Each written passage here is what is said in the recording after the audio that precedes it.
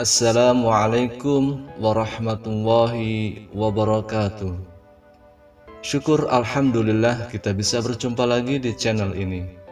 Sholawat dan salam selalu dan tetap tercurahkan kepada junjungan kita Nabi besar Muhammad sallallahu alaihi wasallam.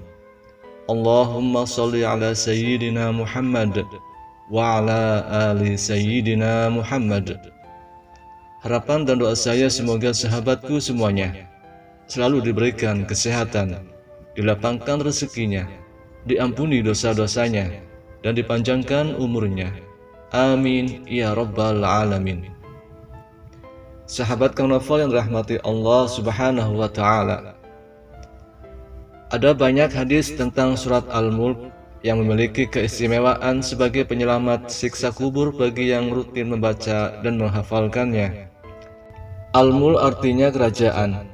Surat ke-67 dalam Al-Quran, juz yang ke-29 ini termasuk surah Makkiyah dengan jumlah 30 ayat.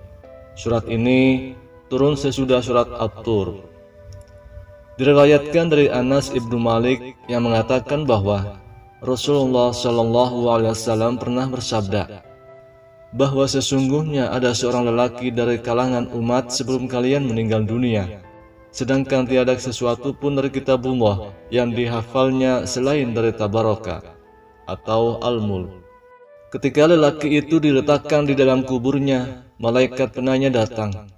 Maka surat Tabaraka menghalang-halanginya sehingga malaikat itu berkata, "Sesungguhnya engkau adalah salah satu kitabullah, dan aku tidak suka membuatmu tidak senang, tetapi aku tidak mempunyai kuasa bagimu, bagi dia dan juga bagi diriku terhadap suatu kemudaratan dan juga suatu kemanfaatan.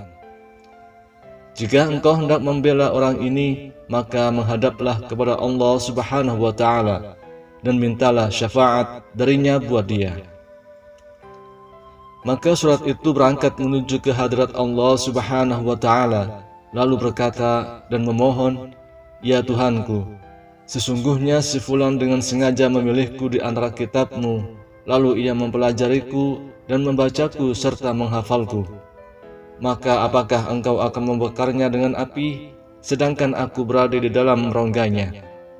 Jika engkau hendak mengazabnya, maka hapuskanlah terlebih dahulu aku dari kitabmu."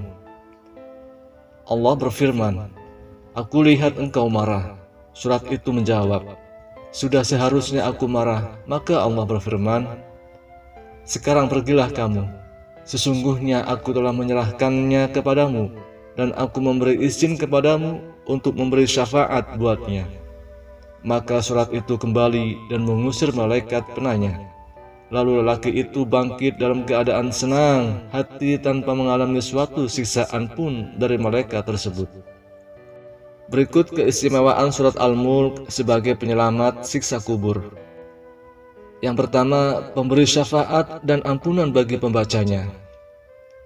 Dari Abu Hurairah radhiyallahu anhu, dari Rasulullah Shallallahu Alaihi Wasallam yang telah bersabda, "Inna suratan fil Qur'ani 30 ayah syafa'at li sahibiha hatta ghufira lahu tabarakalladzi biyadihil mulku."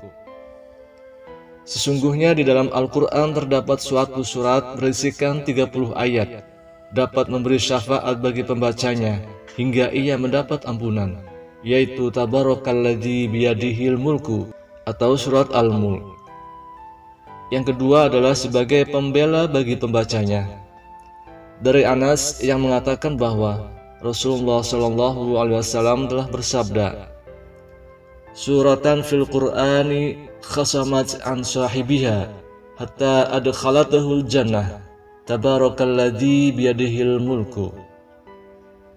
Ada suatu surat yang membela pembacanya hingga memasukkannya ke dalam surga, yaitu tabarakalladzi biyadihi mulku.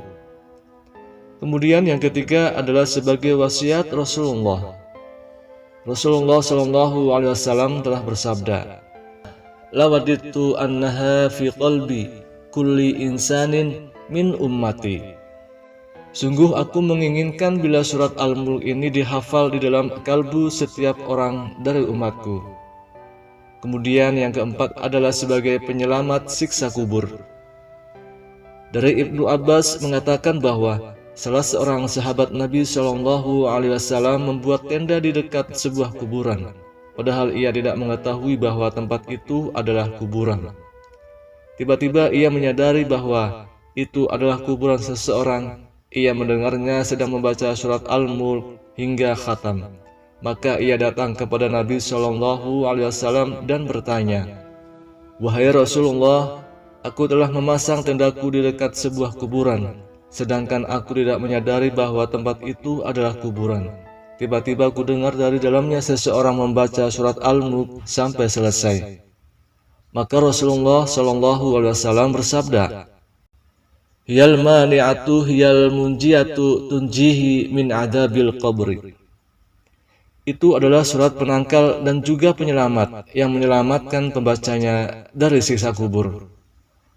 Kemudian yang kelima, dianjurkan dibaca sebelum tidur. Dari Jabir radhiyallahu an bahwa Rasulullah Shallallahu Alaihi Wasallam masih belum tidur sebelum membaca Alif Lam Mim, Tanzil dan Tabarakalladzi biyadihi mulku.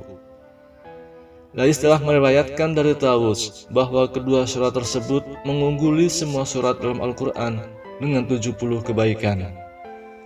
Kemudian yang keenam, sebagai penyelamat azab.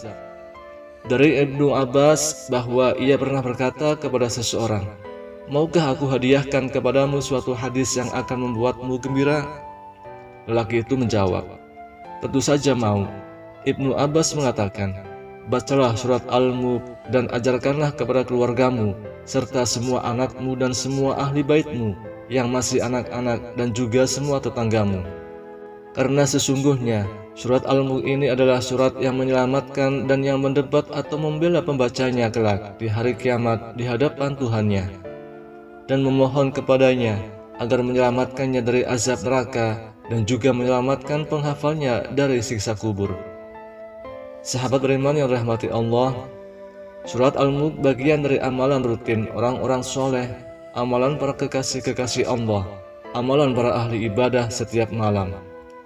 Mereka di setiap malam tidak pernah terlewatkan untuk membaca surat Al-Mulk yang merupakan bagian dari anjuran Rasulullah Shallallahu Alaihi Wasallam.